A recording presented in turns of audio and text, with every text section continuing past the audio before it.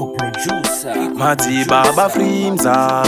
Chala kanyari nemina Chala Tingoma leti kujaga mina Ani hele ani Ekudala basithemba di baby hidahisa Abasikholiye kudeni ndakoyisa wena themba mina Aneva unimisa ndathama nikona lokurila nikukhisa Dala basithemba di baby hidahisa Abasikholiye kudeni ndakoyisa wena themba mina Aneva unimisa ndathama nikona lokurila nikukhisa Yamina na wena original love mjolopi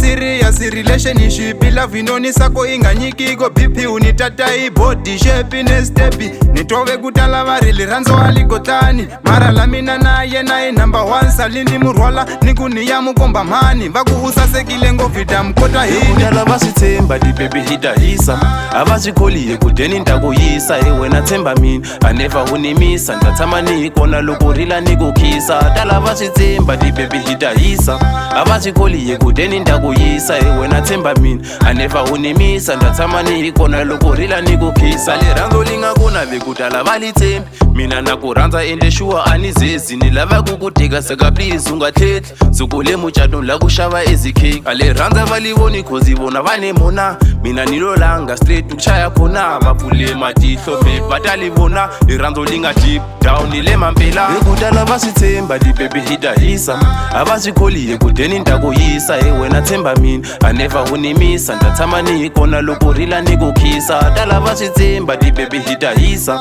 Abasikholiye kudeni ndakoyisa wena themba mina Aneva unimisa ndathama nikona lokurila nikukhisa Yamina na wena original love mjolopi